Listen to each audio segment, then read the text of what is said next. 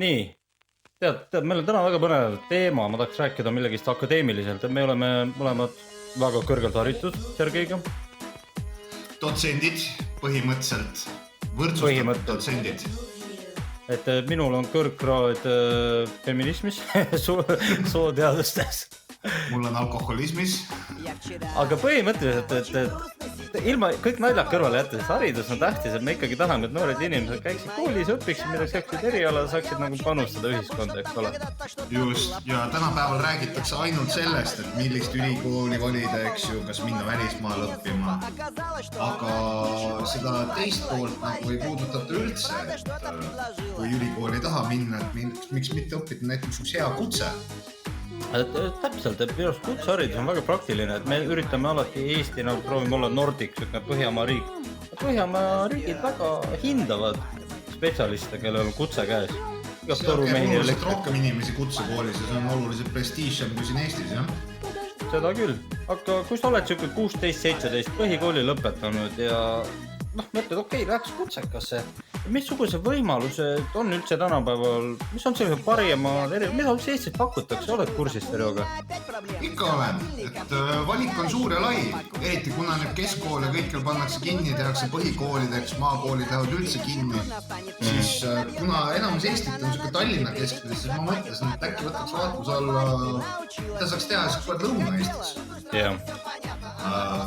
Ja hiljuti vaatasin, siin on üks mess hetkel käimas, üks online expo ja siis 2 kooli väga prominentselt seal tegid reklaami.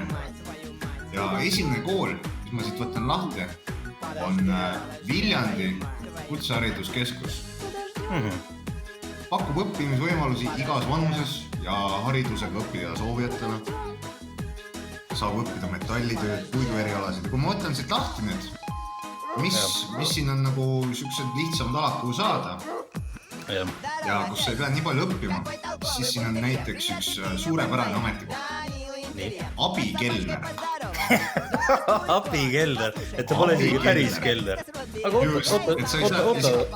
oota selle joka, aga kelneriks, kas on võimalik, et ilma hariduseta saab ka kelneriks minna? On küll. Aga abikelneriks ei saa? Just, olen näinud isegi siukseid kuradi 15-aastaseid, kes suudavad kohvilauda tuua ja suudavad menüü äkki pähe õppida ja... Aga oot, see põhimõtteliselt lähed kooli ja siis õpid selle 15-aastase nolgi abikelneriks? Täpselt nii. Ja kui sa vaatad töökuulutusi, siis seal nagu näiteks abikelnereid ei otsita, et otsitakse kelnereid. Aga vähemalt sul on haridus käes, see on peamine. Kõige tähtsam on paber. Kas sa kujutad seda pilti ette, et vanemad ikka käikutavad sellele, kui lapsed kooli lähevad, eks ole. Ja siis isa ütleb, et teisele sõbrale, et mul oleks poiss kooli kutset õppima. No kelleks? Ütled, et abikelneriks, et piinlik ei ole. Piinlik. Tead, mina ütleksin isa asemel, et tead, mu poiss ei läinudki kooli, et hakkas ettevõtjaks. Ta liitus võrkturundusskeemiga. See on väheke normaalsem. No ma loen siit õppesisu on ka päris hea. Siin on õpitakse majutamise ja toitlustamise valdkonna alused.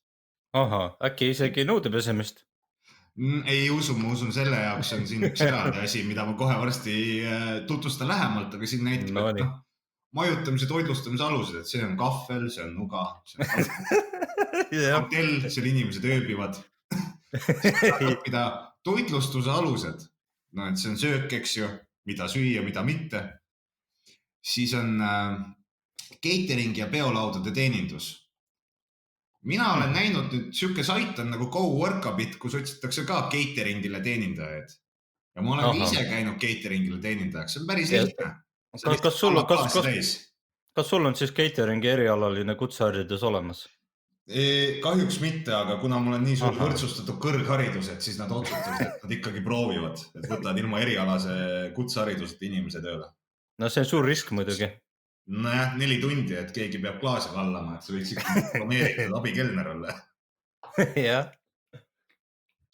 Nii, ja siis ma vaatan, siit saab ka veel õppida näiteks. Puhastusteenindaja abiline. Puhastusteenindusabiline?